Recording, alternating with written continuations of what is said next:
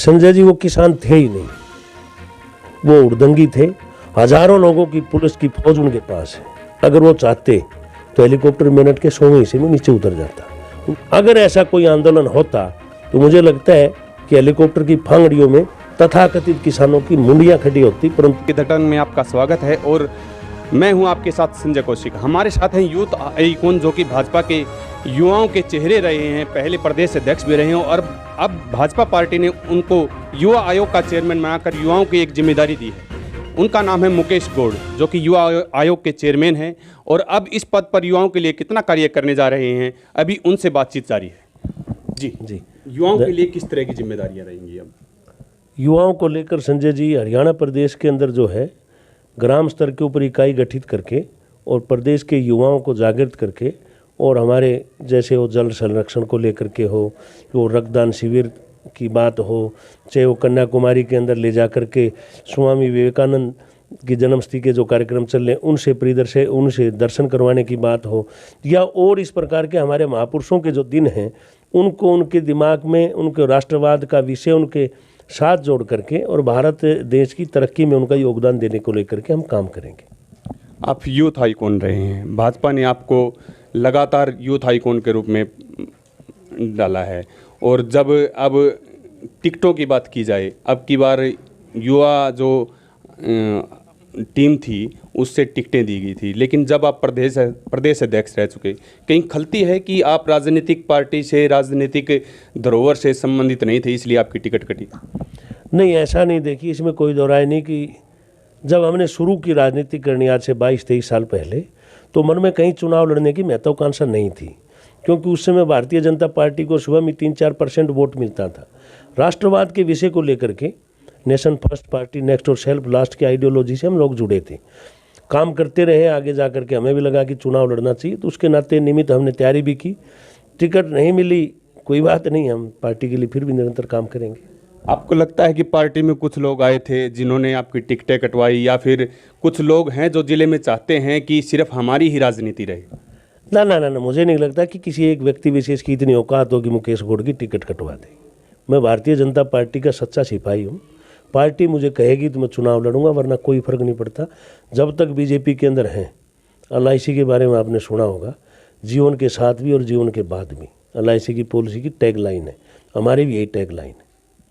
क्या मानते हैं, परिवारवाद की एक राजनीति चलती थी कांग्रेस के टाइम में, अब वो कहाँ तक है?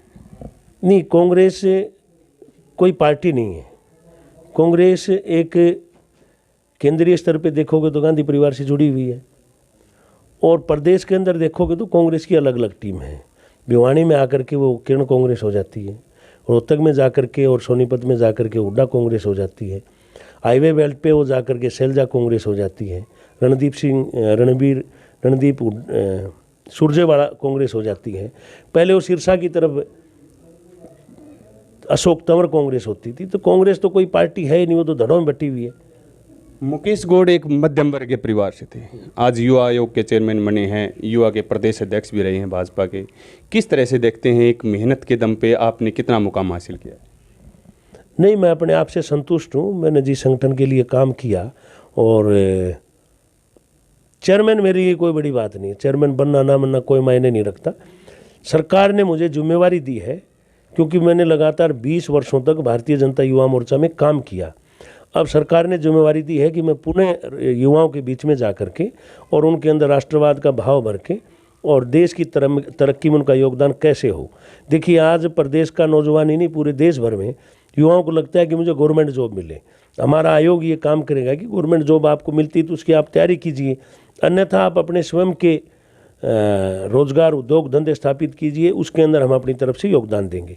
क्योंकि इसमें टेक्निकल एजुकेशन हो, चाहे वो उद्योग मंत्रालय हो, चाहे वो और भी बहुत से डिपार्टमेंट हैं जो इस युवा आयोग के साथ जुड़े हुए हैं। तो हम नौजवानों के हित के लिए काम करेंगे। और अलग अलग जिला स्तर के ऊपर मेरी चीफ मिनिस्टर जी से बात हुई है, हम ब्लॉक स्तर के ऊपर इसके ऑफिस खोलने की बात की है हमने। अगर सिरे चढ़ी तो हम ब्लॉक स्तर के ऊपर से तक बढ़ेंगे आगे। एकदम से ऐसा क्या हुआ, चुनाव से पहले टिकट फाइनल बताई जा रही थी और एकदम से ऐसा कैंडिडेट उतारा गया जो कि धरातल पे नहीं था? ऐसा क्या हुआ? नहीं, आप अटट के संजय जी टिकट के ऊपर ही आ रही हैं।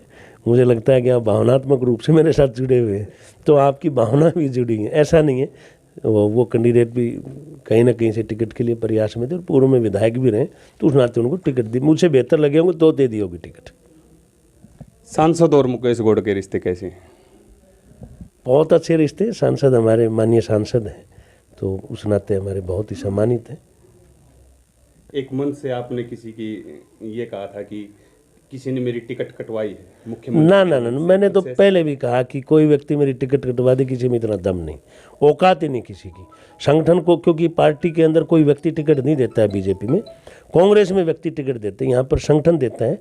और इसलिए मैं कहता हूँ किसी व्यक्ति की औकात नहीं कि मेरी टिकट कटवा दे। संगठन को जब लगेगा मैं निश्चित तौर पर चुनाव लड़ूंगा। क्या माना जाए, मुकेश गौड़ अब युवा आयोग के चेयरमैन बनाए गए हैं, तो कितने संतुष्ट हैं अपने पद से और कितना आगे बढ़ना चाहते हैं, जो कि किसका साथ और किस तरह से संगठन का साथ मिल रहा है आपको इस चीज़ में?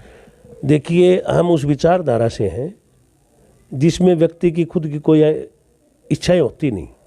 आइडियोलॉजी के लिए हम काम करते हैं और संगठन को ये लगा कि मैं यहाँ होना चाहिए तो मैं यहाँ हूँ, उनको लगेगा कि मुझे यहाँ नहीं होना चाहिए तो मैं यहाँ नहीं हूँगा और मुझे कोई मलाल नहीं होगा। आज मुझे बहुत खुशी है और पहले भी खुश था मैं, आगे भी मैं खुश रहूँगा, मुझे कोई दिक्कत नहीं। अब जो गर्म मुद्दा है किसानों का, क्या कहेंगे? सुप्रीम कोर्ट ने स्टे कर दिया, उसके बाद भी किसान मानने को तैयार नहीं है। किस तरह रास्ता निकलेगा? किसान अड़े हुए हैं, सरकार भी अड़ी हुई है। ये किस्म से किसान केवल और केवल इनको किसान नहीं कहते।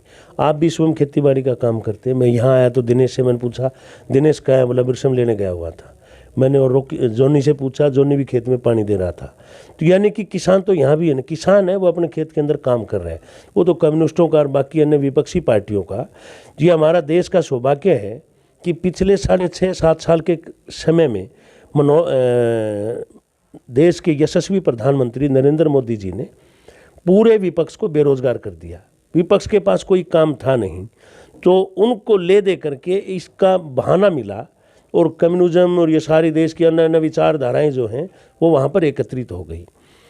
इसके अंदर कोई खामियां नहीं है। खामियां हैं तो सरकार बैठ के बातचीत करने को तैयार है। ये तो सिर्फ क्या कहना है आपका कि जो बेरोजगार विपक्ष है वो धरने पर बैठा हुआ है? बेरोजगारी का मतलब ये है कि उनको धरने प्रदर्शन के मौके नहीं मिले। सरकार ने विकास के नए आवाम स्थापित किए और अब उनको कोई मौका मिला नहीं। किसानों की आड़ लेकर के, चाहे भूपेंद्र सिंह हुड्डा हो, दीपेंद्र हुड्डा हो, अभय चौटाला हो, चाहे केजरीवाल हो, चाहे कम्युनिस्ट हो, कम्युनिस्टों के पास खुद की कोई धरती बची नहीं। लाल झंडा वाले सब लोग वहाँ पर बैठे। आप अगर जाकर के पत्रकार के नाते आप गए होंगे, आपने वहाँ जाकर के देखा होगा कितने किसान हैं। किसान तो यह है बेचारा ठठुरती ठंड के अंदर अपने खेत में काम कर रहा है। क्या हल निकलेगा उन चीज़ों का? सरकार हल निकालने के लिए अपनी तरफ से प्रयास रहता है। अगर किसान चाहेंगे तो हल निकला पड़ा है, कोई बड़ी बात है नहीं। क्या मानते हैं, कल फिर बैठक है किसानों की और सरकार की? सरकार ने 7-8 बार जितनी बैठकें की हैं, सरकार का बहुत लचीला स्वभाव है। सरकार चाहती है कि किसान, अगर ये किसान तथाकथित किसान, मैं इनको केवल और केवल किसान नहीं कहूँगा, ये तथाकथित किसान, सरकार उनकी सब बातें मानने को तैयार है। वो सहमति भी है, परंतु उन्होंने मानना नहीं है। वो तो लगे हुए इस बात के ऊपर और कोई बड़ा विषय नहीं। लगातार सरकार का विरोध हो रहा है और करनाल में भी मुख्यमंत्री का विरोध हुआ, हेलीकॉप्टर नीचे नहीं उतरने दिया, तो क्या कहेंगे किसानों ने किस तरह का विरोध किया? संजय जी, वो किसान थे ही नहीं, वो उड़दंगी थे। और मुझे लगता है कि भारतवर्ष के सबसे समझदार मुख्यमंत्रियों की उपाधि दूं तो मनोहर लाल खट्टर जी थे। हजारों लोगों की पुलिस की फौज उनके पास है। अगर वो चाहते तो हेलीकॉप्टर मिनट के 100वें हिस्से में नीचे उतर जाता। उनकी समझदारी थी, क्योंकि मुख्यमंत्री का काम पालक की भूमिका में होता है और मुख्यमंत्री ने एक बहुत समझदार पालक की भूमिका को निभाने का काम किया। आप कल्पना करें, अगर इसी पोस्ट के ऊपर जब मुख्यमंत्री ओम प्रकाश चौटाला होते थे, अगर ऐसा कोई आंदोलन होता तो मुझे लगता है कि हेलीकॉप्टर की फांगड़ियों में तथाकथित किसानों की मुंडियां खड़ी होती। परंतु ये मुख्यमंत्री बहुत समझदार है, इसने वापिस जाना मुनासिब समझा। मेरे किसान को, ये जो लोग भी हैं, इनके कोई अहित ना हो, इसलिए मैं वापिस चला जाता हूँ। इसमें इज्जत बेइज्जती क्या बात है, समझदारी की बात थी। क्या मानते हैं, अराजकता न फैले इसलिए मुख्यमंत्री वापस चले गए? केवल और केवल एक समझदार मुख्यमंत्री के नाते, प्रदेश का मुखिया होने के नाते उनका जो फर्ज बनता था क्योंकि मनोहर लाल जी बहुत सुलझे हुए व्यक्ति हैं, उन्होंने उसको निभाने का काम किया।